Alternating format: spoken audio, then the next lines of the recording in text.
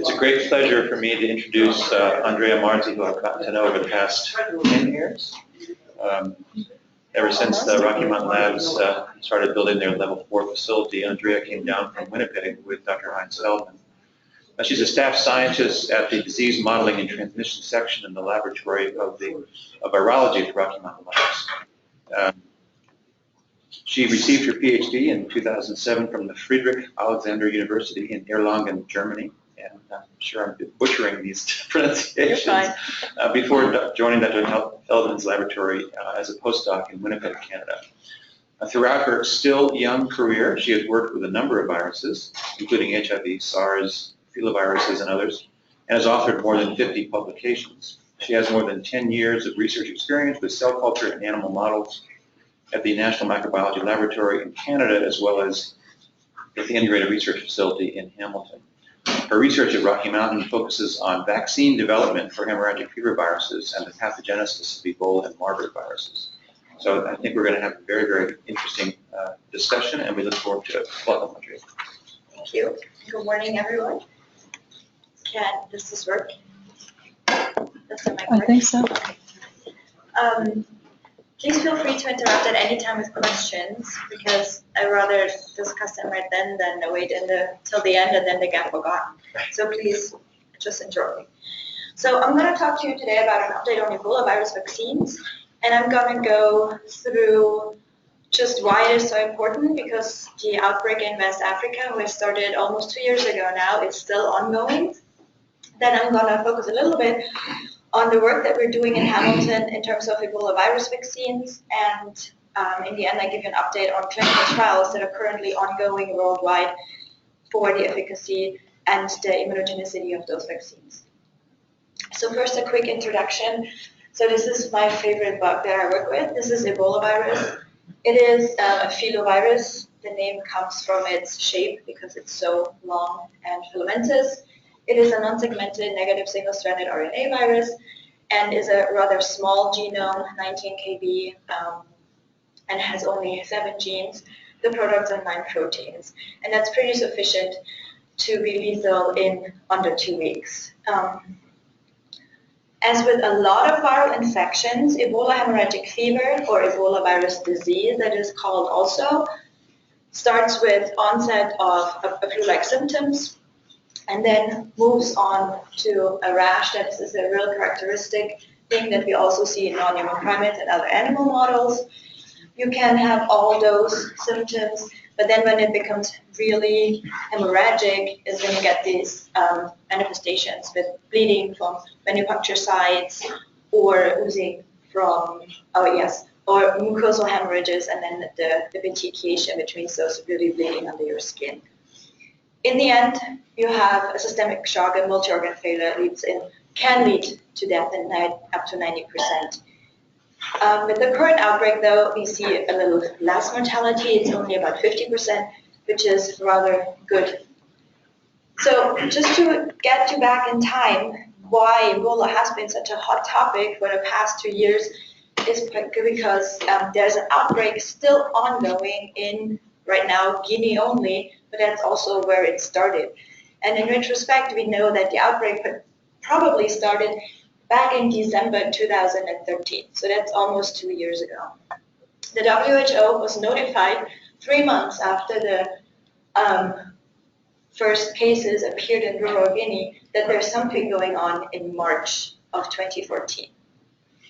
And then after laboratory confirmation, WHO and Doctors Without Borders immediately deployed people there. Unfortunately, in the beginning, in those areas, nobody believed that it was really Ebola, because Ebola had been only occurred in Central Africa, so in the Democratic Republic of Congo, in Gabon, in Sudan. So everybody was kind of really surprised, and nobody believed it in the beginning. So, and unfortunately, Guinea and Liberia and Sierra Leone are very close to each other, and the people travel a lot. There's a lot of trade going on.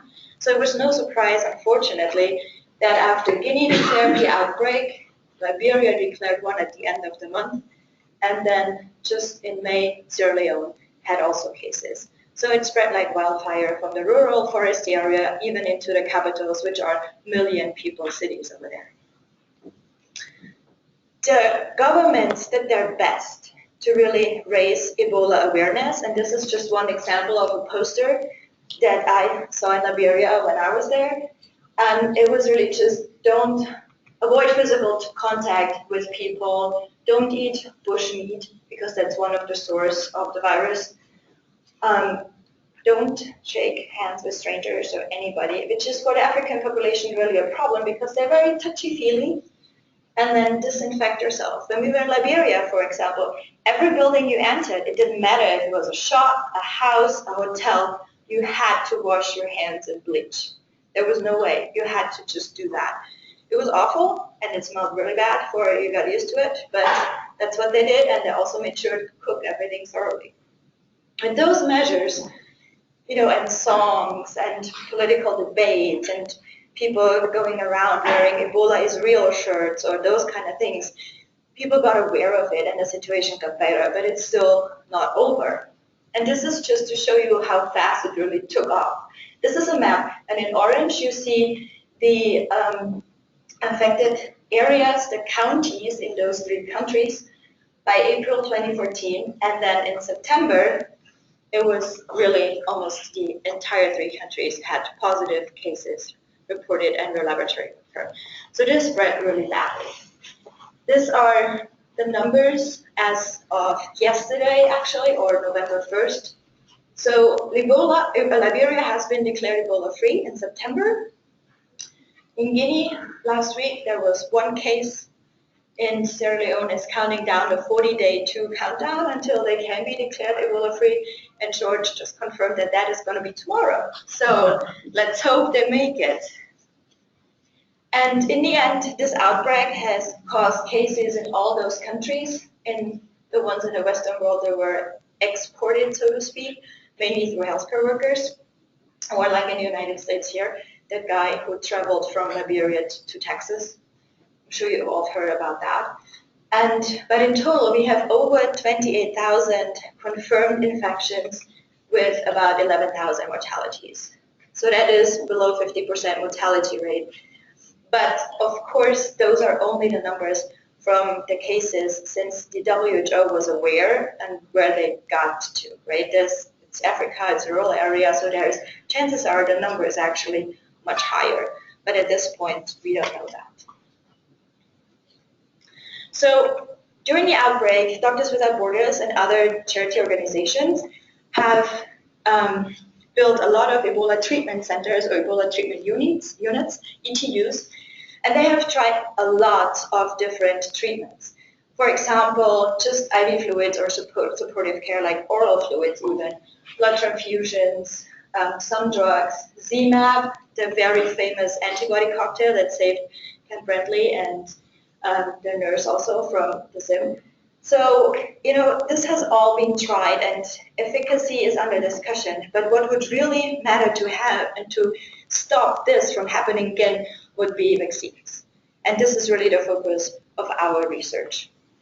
Because we think it's really important not to have a vaccine for everybody, like for polio or measles or something like that, but at least for the affected areas or where you know that the virus is in the animal reservoir and can jump into the human population at any time, basically.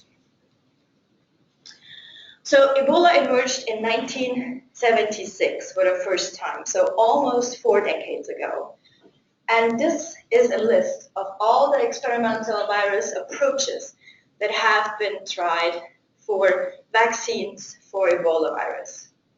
And today I want to focus mainly on the recombinant vesicular stomatitis virus platform because that is what Heinz Feldman and I are working with down in Hamilton. But we also work with collaborators on those 3 other platforms, a Delta VP30 virus, which is basically a genetically engineered Ebola virus that doesn't replicate, a recombinant rabies virus, and the recombinant cytomegalovirus. And I go into the data that we have on those studies briefly towards the end of my talk. But I really would like to focus on the VSV vaccine, because that is also the one that has shown so far the most promise in the clinical trials. So the question that always comes is, well, why would you choose a VSV vaccine, right? It's replicating, it's life attenuated, but there are safer options out there. But why would you want to do that? And our rationale is really pretty easy because, first of all, as I said, you don't want a vaccine that's for everybody. You want it for the population that's affected. So you want to limit it. So in that regard, that's that. Then you want a single shot, rather than having to follow up, particularly in Africa, with people to get a booster once or twice or whatever. Then you want it to be a relatively short time to immunity, and you get that through the replicating component of this particular vaccine. Then with the VSV, we have also shown that it can be cross-protective between different species of Ebola virus that are out there. And because it's replicating, there's also the potential for post-exposure treatment. So after, for example, in the lab, I stuck myself with a needle, that would be a treatment option for me if ZMapp or other things would not be available. So that is why we decided to do this. And this is just a brief introduction of what the platform looks like. So it is like Ebola based on a negative single-stranded virus, rhabdovirus. It's in the family of rabies virus, actually a close relative. It's even smaller, it encodes only 5 genes. And what makes it as a vaccine platform so attractive is that it is an animal pathogen. There's no pathogenic infection for humans described. And there's only limited global pre-existing immunity. And if at all, it is directed against the glycoprotein on the surface, but it is not present in our vaccine actually. So we took care of even the little bit of pre-existing immunity that might be there. It's a very strong inducer of innate and adaptive immune responses. And so far, because we have to engineer it by reverse genetics, there has been no description that there's recombination events going on or anything. So it's relatively safe at this point anyways. And then from the virus side, the antigen that we choose to put in there is the glycoprotein. And that is on the Ebola virus surface also the only glycoprotein. It's very similar to the VSV glycoprotein. It's expressed as a trimeric protein. It's efficiently incorporated. The glycoprotein of Ebola virus is really the major immunogen because it's the primary target for neutralizing antibodies. It has some CTL epitopes also, and it has been used seriously from the start for every vaccine platform to try it. So that's why we decided to go with that. So what we did was that's what actually Jack Rose's work back in the 80s in Yale. He used the wild-type VSV virus, cut the glycoprotein out, and inserted the Ebola virus glycoprotein, and then sent it off to Heinz Feldman. He was back then in Marburg and then in Winnipeg, where this whole project started off. And what they did, they transfected this full-length plasmid that has the glycoprotein, genetic information in it, in the VSV background, together with hapoplasmids to get the replication kick-started into cells. And about 48 hours after you do that, and you find in the supernatant those VSV particles. They look like VSV, but they carry the glycoprotein of Ebola virus on their surface instead of their own. So that is really nice, and it works really efficiently. The first publication on this platform, and that it was protective against Ebola as well as Marburg virus, came out in Nature Medicine in 2005. So that was a decade ago. But it's still ways away from licensure, unfortunately. So over the past decade then, we have done extensive work on characterizing these vaccines and the protective parameters more, like time to immunity, pre-existing immunity, and other things, cross-protection, for example. So what we know is that this vaccine is highly efficacious against Ebola and Marburg virus in rodents and in non-human primates. Multiple vectors can be given in one dose together. So, for example, you can put a dose of Marburg virus and a dose of Ebola virus together in a vial, suck it up in a syringe, give it a non-human primate or give it to multiple non-human primates. Half of them challenge with Marburg, half of them is Ebola, they all live. So even if you blend it and divert the immune response, so to speak, it still works. Then, and that is an important question that came up particularly recently, is how long does the immunity last? And we only know that for non-human primates with the Marburg virus vaccine, and that has been taken out to 13 months. For Ebola virus, it was described in guinea pigs to be efficacious in up to 9 months, but nothing has been taken beyond that. Then, of course, this past year, when the clinical trial started, big outrage came. What about if it jumps over and starts replicating into our livestock? And we have done a study in pigs and could not see any replication of this VSV. So it seems to be safe, at least in pigs. We haven't tested cattle yet, but that's on the way. And then, as I said in the beginning, this vaccine also has partial protection when it's given after the exposure. So we have done quite a bit of work, but as I said, it's still away from licensure. And then one important thing that we looked into more recently was the fact, since we have multiple vectors and we have overlapping endemic areas for viruses, what if you give, for example, the Ebola vaccine on time point 0 and then 3 months later a different vaccine, also a VSV, does it still work? So that was done with a 2 weeks apart scenario for Sudan and Zaire Ebola virus, 2 related subspecies of Ebola virus, 14 days apart, and the animals were fully protected. What we did then, we had, with this West Africa outbreak going on, we had a VSV Lassa vaccine study going on. And there we had Pseudomonas macaques that we vaccinated with the VSV Lassa or a control vaccine infected with Lassa virus. The ones with the vaccine were completely protected, the others succumbed to Lassa fever. And then after 60 days of the end of this study, we vaccinated them again with the VSV Ebola. And then for 28 days after, challenged with Zaire Ebola virus a lethal dose, and those animals lived. So that was really encouraging, showing that this pre-existing immunity to the previous vaccination, just the vector background, did not impact here on the actual efficacy. When you say they're fully protected, are you referring to they don't get sick or they have full antibody presence? So they have antibody presence. That's a parameter that we check even before we go into challenge. And yes, they do not get sick. If you check them 6 weeks after the challenge though, they will seroconvert to other viral proteins. So although they're not getting sick, and we still call them sterilely protected, because we can also not in the blood detect any viral RNA, for example, they will seroconvert to other proteins that are only present in the challenge virus and not in the vaccine. So there is some replication going on, but nothing that makes them clinically ill or even enough replication that we can detect in the blood.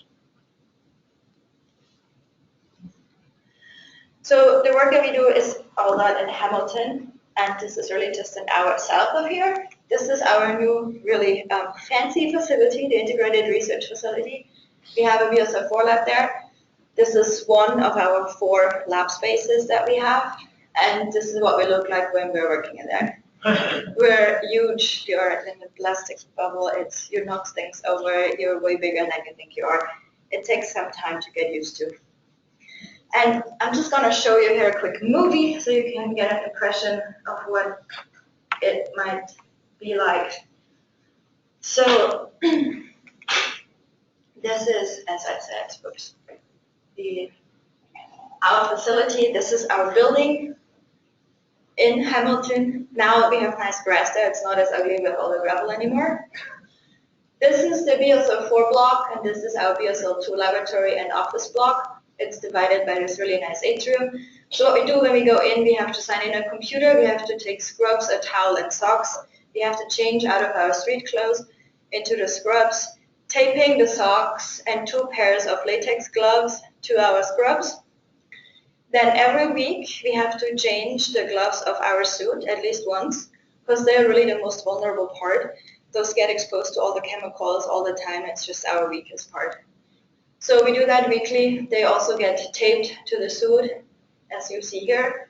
And then we plug the vents in the back of our suit and blow it up and check for holes to make sure we're always protected.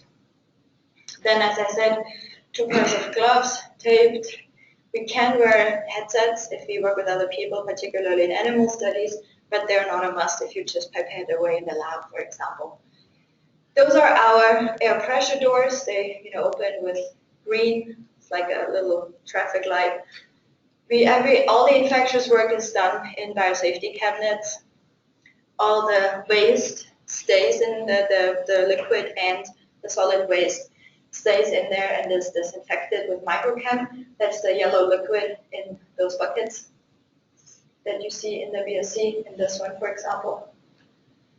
And it's really, I like doing this kind of work because there's no computer, no phone, no nothing, nobody's bugging you. It's just sit there and head away, right?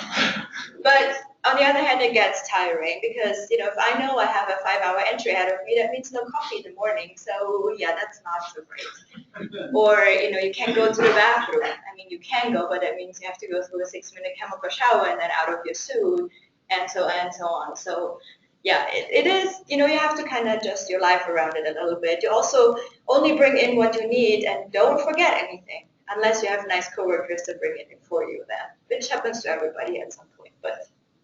And this is how we store our viruses in liquid nitrogen. So they're all locked away and not even a handful of people have access to that area. And this is when we come back out, we take, as I said, a chemical shower to rinse our suit off. Then we get out of the suit, shed our scrubs, and then we have to take a personal shower as well. So although, we work with those dirty bugs, we're actually very clean people because we shower multiple times a day, at least. So when the outbreak started, the first question that we got asked is, we know that it is Ebola hemorrhagic fever, but how bad is it? There were rumors out there that the virus is spreading so fast. Did it mutate? Is it evolving? Is it even worse than what we know from the previous outbreaks?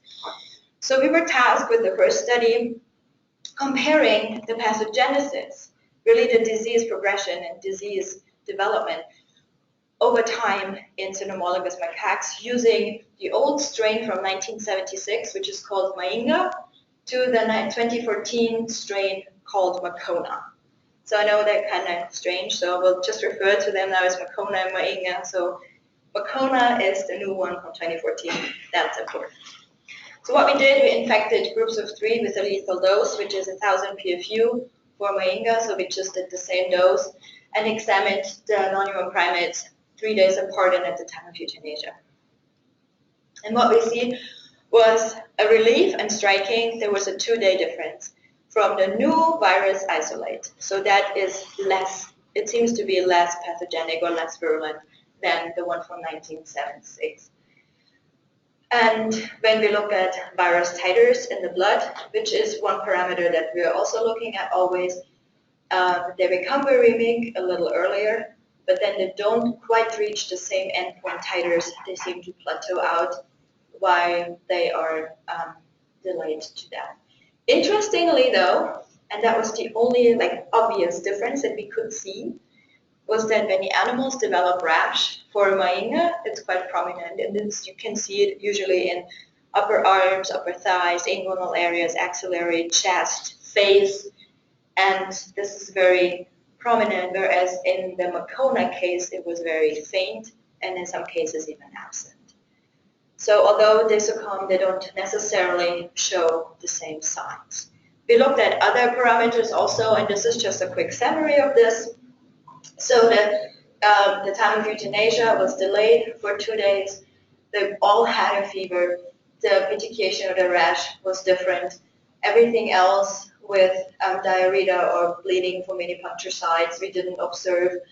All the animals developed thrombocytopenia. They had elevated liver enzymes, also characteristic hallmark features of Ebola hemorrhagic fever. They developed a cytokine storm. And from the pathology samples, it was clearly Ebola hemorrhagic fever, antigen everywhere. So we can conclude that really the new Macona strain appears to be less virulent and not at all worse than what we know from the past in terms of Ebola viruses. But then, of course, the question was, what about the vaccine? Does it work? And I just want to go back here for a different study that is essential for what I'm showing you then with the vaccine for the Macona, is we did a study where we looked into the mechanism of protection for the VSV vaccine. Because it could be either antibody dependent, it could be CD8 T cell dependent, CD4 T cell dependent, or a mix of all.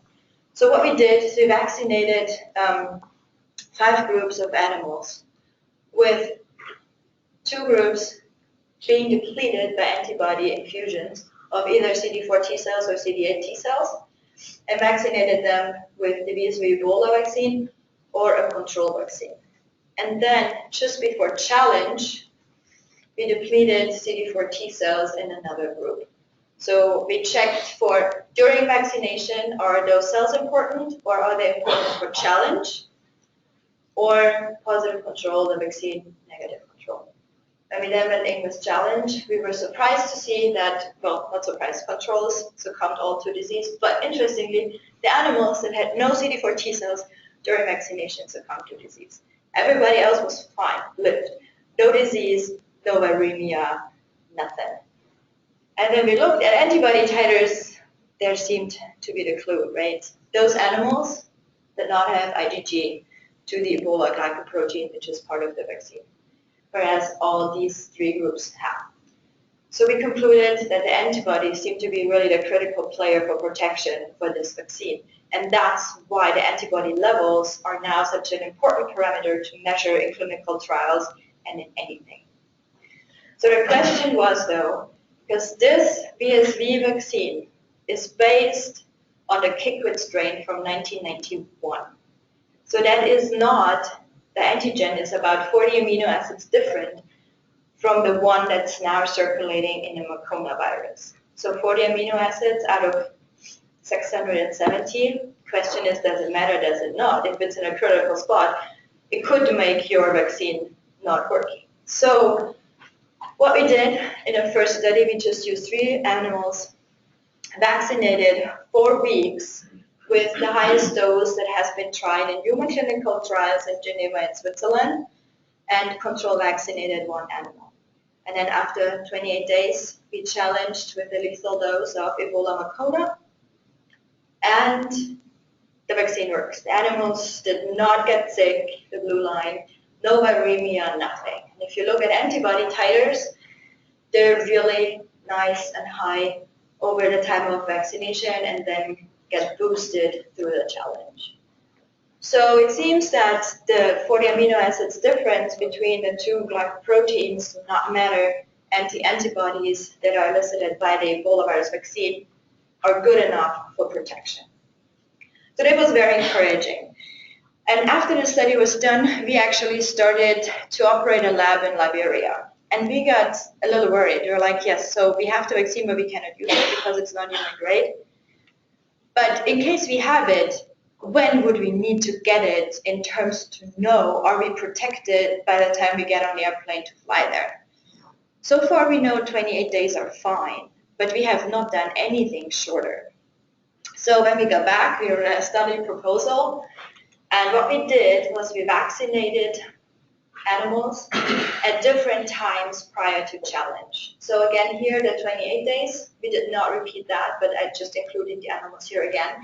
But we did 3 weeks, 2 weeks, 1 week, and only 3 days prior to challenge. And then had a control group that got vaccinated on day -28. So what happened was that, as shown before, the -28 vaccination works just fine. 3 weeks is also completely sufficient. Animals live, do not get sick, no viremia. 14 days, same thing, animals live. 7 days, what's the guess? They live? Yes, perfect. And then comes 3 days, and that's where it got interesting. So 2 animals lived, 1 died. And that was, I did not expect that. I was hoping that 2 weeks would work, and was surprised when 1 week worked, and then 3 days was really awesome. It was a good day. So the control animals also succumbed to disease and we needed to euthanize them. So one animal in the day -3 died, and then 2 animals lived. Of those 2 animals, so this is survival rates, 2 animals, one got sick with mild disease and one got a little more severe. But we only could detect virus in the blood of one animal and not on the other. So, and that other animal down here that was never viremic, her disease signs were she did not develop a rash or something, but she stopped eating for a few days and just didn't feel good. Could also be that she was within a room of other monkeys that were sick and got depressed a bit, because the controls and the vaccinated ones are all housed together. So what was encouraging though is that although that one animal died and the other one got sick, they all clearly had lower virus titers. And then when you look at from that one animal that succumbed in the liver and spleen, which are the major target organs for the virus, there was a significant drop in virus titer. So although the vaccine at 3 days prior to challenge is not 100%, it clearly has some beneficial effect and could determine outcome. All the animals, the control animals, showed, and that one animal that died showed typical Ebola hemorrhagic fever. You see here in black the drop in platelet counts for this group also, and then the animals that recover come back. And also liver enzymes are up for all the animals, and the orange also, this is just per group because there was this one animal in there. So it was clearly Ebola hemorrhagic fever. And then when we looked at antibody titers, we were surprised that on day 0, both the -7 and the -3 had no detectable IgG yet, which was no surprise. It takes a little bit longer. But then on day 3 and day 7, the titers came up. So that was very encouraging, and then come up there. It didn't quite get up to the endpoint titers that the -28 and -21 animals had, but there I think it's the idea that the challenge really serves as a booster vaccination. So we'll see. We have to look a little bit more into this. We also looked at IgM, because that's the first one coming up. And there we saw on day 3 already in the day -7 vaccinated group, so this is 10 days after vaccination. You see a titer, and here this is 9 days after vaccination. This here in the solid line is the animal that succumbed to disease, and here has like some aberrant IgM. We don't really know what that means yet, but we're looking into it. Another important question was, so we know the vaccine works now against Kickwid, the different strains like Kickwid, Manga, Macona. Does it neutralize the virus though with the same efficacy, right? Because that's the question. We know that neutralizing antibodies play a role, but overall IgG responses to the vaccine are the critical thing. But nevertheless, neutralizing responses are important. So we looked at it, and this is just the neutralizing response at the day of challenge, so either 4, 3, 2, 1, or 3 days after vaccination to the challenge virus. And you see that it's rather poor. Even in serum dilutions of 1 in 20, you only get 40% of neutralization. That's really not that great. But when you look at the study end, 6 weeks after challenge, there's almost no difference. I mean, a little bit here, particularly in those 2 groups that were vaccinated later, but it doesn't seem to be very much different. When we tested their neutralization against Myenga and Kickwid, the graphs look almost the same. So it seems to be that the BSV vaccine is really protective against all kinds of different ones, and therefore the chances are that whatever might come next, it might emerge and have another 40 amino acids different. Chances are it might work. And the same is actually true for different platforms that have the same antigens. They work against the Macona strain. So nothing has been really changed so far. This is just to show you a little bit of cytokines that we analyzed to show that all the animals that succumbed here, only the control animals developed this cytokine storm, so aberrant cytokine and chemokine expressions. But then we were asking, so why could it be that this day -3 vaccination does work. What is it, right? Because it can't be antibodies at that point. There's no IgM, there's no IgT, it needs to be something else. So we looked in more detail about different cytokines and come up with this hypothesis. And this is really just a working theory at this point. There's no proof because we only have 3 animals with different outcome and different disease severeness. But the question is, we don't really know. So this is just a hypothesis. So we vaccinate them, and then what we think is happening, or we know is happening, that the vaccine, similar to the virus, gets primarily taken out by dendritic cells and macrophages. Those are the primary target cells. And those are also the cells that produce a little, like the most of interferon alpha. So interferon alpha is present at the day of challenge after 7 days or 3 days of vaccination, and then on day 3, still six days after vaccination. So then those cells also are known to produce a lot of IL-15.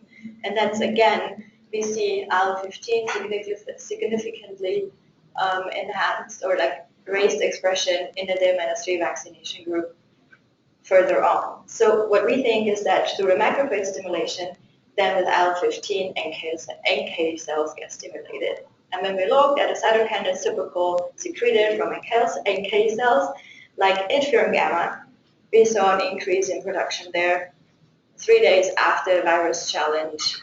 So the theory is that maybe with this short time window, 3 days, vaccination to challenge, you have stimulated your immune system, particularly NK cells, so they make pro-inflammatory cytokines that help you get into this like activated state to battle the virus.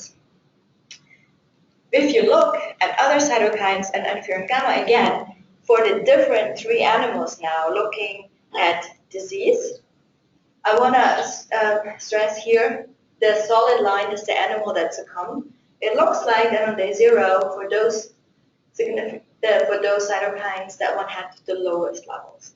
So it might have been at a disadvantage, right? And then later on, for others, it developed a typical aberrant expression like the cytokine storm. Again, this is just a working hypothesis. There are some data there. It's a very small group. We need to do more, need to look closer into this. But this is just a working theory why this might have worked so quickly.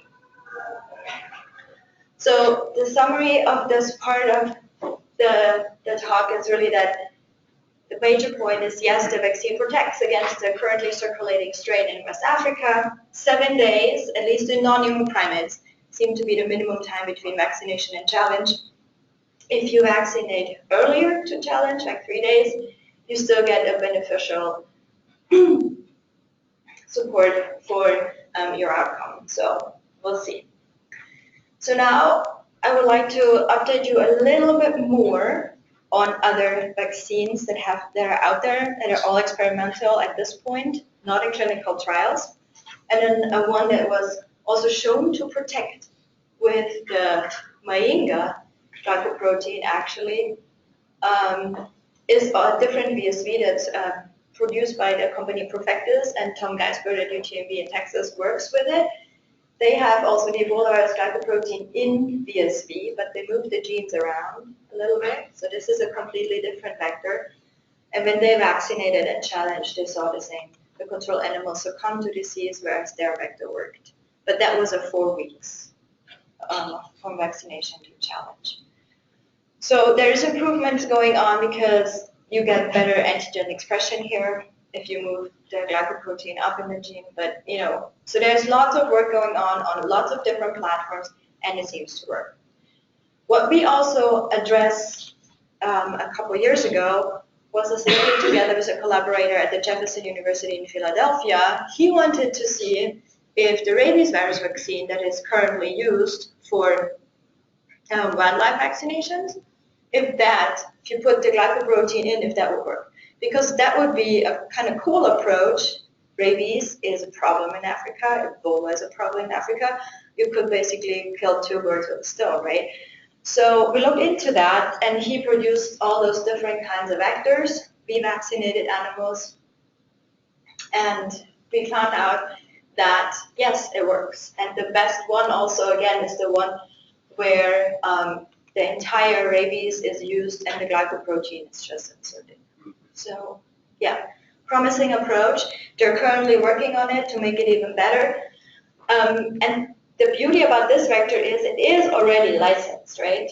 Just for rabies virus. So if you put now Ebola in, you might have it easier to get it done and through all the steps you need to go through.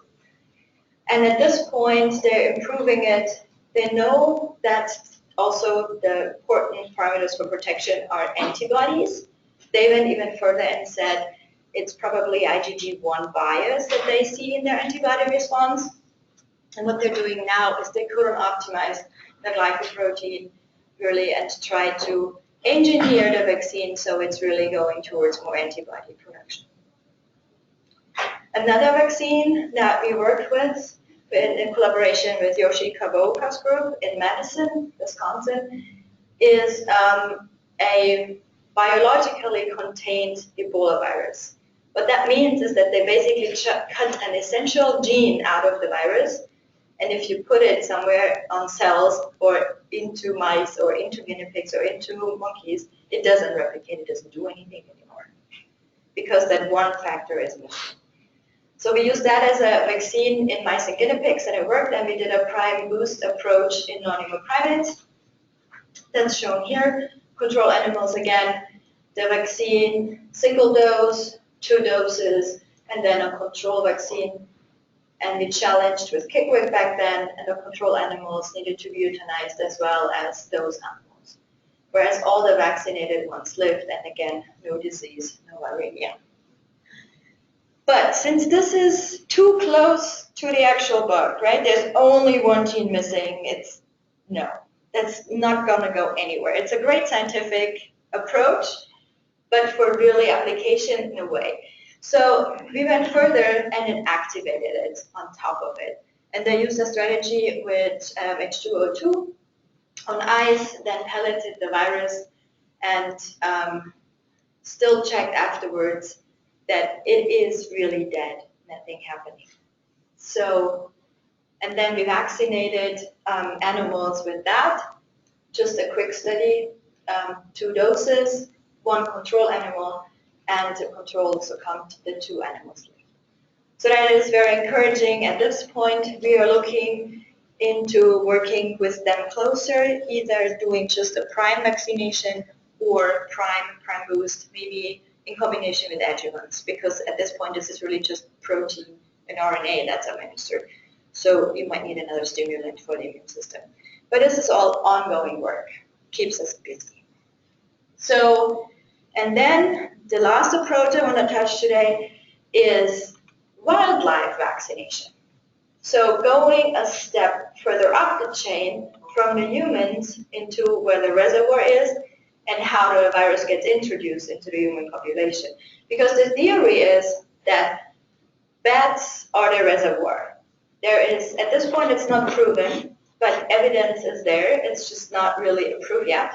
For Marburg virus, it's proven. For Ebola virus, not. And the theory is that the bats introduce the Ebola virus into the grade A or any monkey population, and then from there it can be transferred into humans or can be transferred directly from the bats. The problem is also that particularly in this area where lots of the Ebola outbreaks are happening also in humans, Ebola virus devastated the population of the lowland gorillas. They are really disseminating in numbers. So wildlife vaccination is not just beneficial in terms of interrupting the transmission chain to humans, but saving those animals. So one approach that we are working on is a cytomegalovirus-based vaccine, because cytomegalovirus as a herpes virus is strictly species-specific. So if you would vaccinate a gorilla with a CMV gorilla vaccine, it wouldn't jump into humans or bats or livestock or any antelopes or whatnot is there. So that's the idea behind it. Unfortunately, though, we know antibodies are important for protection with lots of other vaccines. For the CMV approaches, T-cell responses are important. So we did a first study in mice because mouse CMV or mCMV is available easily, and mice are, and they were protected from disease when you challenge with Ebola virus. But then the question was, well, can we step it up and at least look into the molluscus macaques or rhesus? And we decided to do work on rhesus macaques again. They generated with the backmeat technology the rhesus CMV encoding the glycoprotein expression was confirmed. And when we vaccinated and boosted the animals subcutaneously and then challenged with Ebola virus, 3 out of the 4 vaccinated animals survived. The controls needed to be euthanized. You see here in the viremia, though, that this is a little different. 2 of the 4 animals got clinically sick, 1 succumbed, and 1 was viremic, whereas the other 2 were fine. So that was more like a 50-50 kind of picture with 75% survival. So there's room for improvement, but I think it is an important approach and we shouldn't forget about those things. So we're still working on it. So at last, I want to talk about now the human side, the clinical trials that are ongoing or have been completed on different vaccines. And the 3 platforms that are currently or have been in human clinical trials all over the world actually are DNA vaccination, safe, the recombinant adenoviruses with or without MVA boost, and the recombinant VSV that we work on. So phase 1 clinical trials, if you go in PubMed right now, there is a ton of Ebola publications, but you have to look closely to find the good ones, the real ones. And so there have been, DNA vaccination has been tried already almost a decade ago in humans. The immunogenicity is there, but it's really not as good as hoped. So there is lots of room for vector improvement, administration improvement, those kind of things, and a lot of people are actually working on it. There is a great group out of USAMRIC who is doing a lot of work on it, and I hope they're going to get somewhere. And then there is, of course, the adenovirus vaccine that was very efficacious in non-human primates, but the problem in humans in the clinical trial was pretty obvious. Whoever was adeno5 positive had pre-existing immunity, the vaccine didn't work really well. So, although it's a really great idea, the pre-existing immunity is a problem. So then, in China then, they decided to use this anyways and made a Ad5 that encodes the Mucona antigen actually and used it. It is immunogenic, but we don't know if that vaccine even works because they just went ahead with the vaccine and vaccinated people and looked for antibodies. They didn't do any non-human primate or any animal work to show if it would even protect. So that was a little strange. And then there is now, from Nancy Sullivan's group out of the NIH Vaccine Research Center, a vaccine platform based on chimpanzee adenovirus 3. And that is basically the same. The idea is, in humans it should work because there's no pre-existing immunity. It's a chimp adenovirus, and they're also very specific. And they can do the filovirus, the MVA filovirus boost with it. And they see really good protection in non-human primates, and they see good immunogenicity. And then just a paper came out a couple days ago in the Lancet Infectious Diseases that describes that that was done in Mali and in the United States. No efficacy data, just immunogenicity, and it looks pretty promising. But now to actually the one that is the furthest along and where we know the most about, that is the VSV. And there were 2 reports on trials that were done in Europe, in Africa, and in the United States with different doses and placebo, looking for immunogenicity, antibody responses, and whatnot. And the most common side effect was really the pain at the inoculation site. But it's a live attenuated vaccine that you get, right? You have that with flu, some people describe it with yellow fever vaccination, so it's not uncommon. The most striking thing is that we also see non-human primates that you see the vaccine replicating. You can detect the RNA in the bloodstream up to 7 days after vaccination. And so far, the antibody responses have been really good and were dependent on the dose of the vaccine that you received. So that's also as hoped for. So the higher you go, the better response you get. At this point, there are phase 3 clinical trials, so really efficacy trials going on in the 3 affected countries, Liberia, Sierra Leone, and Guinea. Unfortunately, in Liberia, the trial was stopped because they were Ebola-free. There was no use in doing this any further, right? In Sierra Leone, the trial is still going on. And this is old data, but there were over 3,500 people vaccinated earlier this summer at 7 sites, but none of them had any Ebola positive cases yet. So this is also right now more targeted towards immunogenicity than efficacy because Sierra Leone is 1 day away from being Ebola free. So, but the Guinea trial is actually most promising, and there in the summer, a publication came out showing good efficacy even, and George told me he talked yesterday at Journal Club about it, but I just want to give you a quick rundown on the data because I think it's really super exciting and I hope this vaccine gets somewhere. So they've done the ring vaccination approach, and I'm sure you all are familiar with that. Ebola infected, confirmed Ebola infected individual is identified, a ring is filled in vaccination, including family members, healthcare workers that they had probably contact with at the hospital, and friends and neighbors and whatnot. So you basically create that vaccinated barrier around them. What the approach was in Guinea, that 90 clusters were identified, and then 48 of them were vaccinated immediately, and the rest was vaccinated 3 weeks later. So why 3 weeks later? The problem when they set this trial up was they wanted to do a vaccinated placebo. You cannot really do that for ethical reasons. The Guinean government did not like that approach at all. So the compromise then was to give it the 3 weeks incubation period that we know for Ebola, and that is the 21 days. So they just get vaccinated after 1 incubation period of Ebola virus. And interestingly, what they found, that the vaccine is efficacious about 10 days after administration, which is very close to our non-human primate data. And they also had 16 cases in the 3-week delayed vaccination group versus 0 in the immediately vaccinated group, and stop virus transmission there. So the ring vaccination, I think for this kind of scenario and outbreak, is really effective and works, and hopefully will be used also in the future, or maybe even in more upcoming trials. Let's see what in the end we'll get from here, as Guinea right now is the only country where there are still cases. Okay, so I talked to you about a lot of vaccines and other stuff. So of course I don't do all the work by myself. Most of all I have to thank my boss, Heinz Feldman. He's great to work with and gives me all the freedom and independence I want. But he's also there if things go wrong. All our techs and other collaborators in the lab, then our veterinarians, and in particular the BSL-4 animal caretakers. They do a tremendous job with animal care and whatnot. This is really, we couldn't do it without them.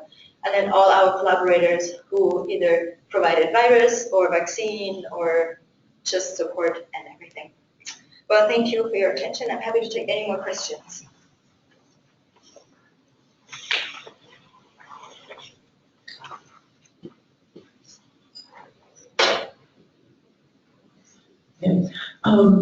The animal caretakers, are they having to do the same protective gear that you do? Yeah, they wear the suit in the BSL-4 all the time. So the vaccination is usually done outside in BSL-2 because BSV is a BSL-2 pathogen. But then the day before or the day off, when they get infected with Ebola, the room goes hot, so to speak, and then there can only be approached from inside the BSL-4, and then we wear protective suit. Yeah, for them, the work is even worse than for us because it's really, you have to clean the cages, you have to move them around, they're heavy. It's quite constant. How do you get that many monkeys? The NIH has a colony on Morgan Island that is just in the Atlantic off the coast of South Carolina. And it's really large, it's rhesus macaques, and they catch them a few times a year and then have them in holding facilities throughout the country, treat them, because there are lots of raccoons and whatnot out there. So we get them then from them. If we decide to work with cynomolgus macaques or African gray monkeys, we have to purchase them from breeders, either in the country or outside. But we only work with like breeded or bred animals for research purposes. No wild catches. I know you probably can't say for sure, but if you were to predict, I mean, my original question was, what timeline are we looking at for this to be approved? And then it occurred to me that, are you gonna have to wait for more outbreaks to get more human data to get this approved? Good question. So I don't know.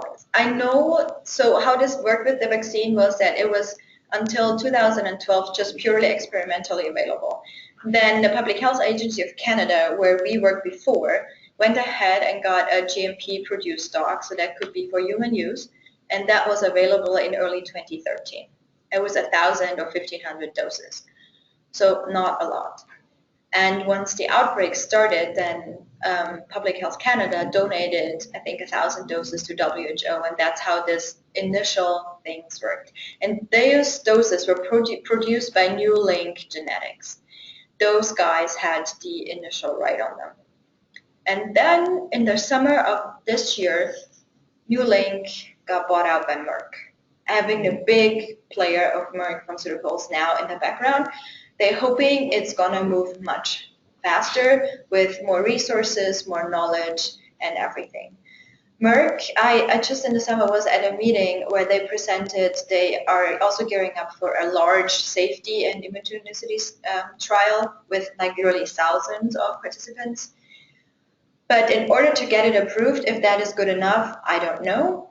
The FDA always says they will go with the animal rule, so animal efficacy data, should be good enough for diseases like this, where you don't know when they happen again in nature. So we'll see. This clearly helps and is supportive of the idea and of the vaccine, but if it's good enough for licensure and when that will happen, no idea. But I think we're on the right track, right? And I hope if that really gets licensed, it will set a really good example, a precedence for how quickly things can move. I mean, they got already accelerated now with the outbreak happening, that we have so many clinical trials already, that if something else would happen with lots of fever, Nipah, or whatnot, protocols could just be put in place and be followed, and we might have something similar. Because almost for any of those emerging viruses, there is some vaccine approach out there.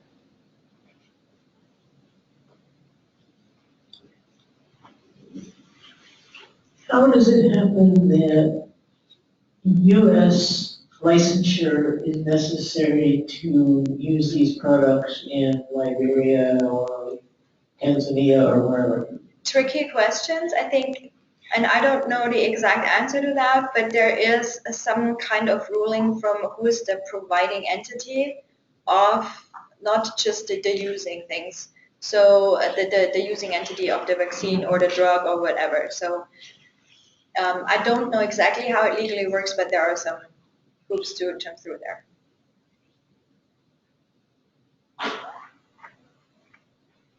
Good. Well, this was wonderful, Andrea.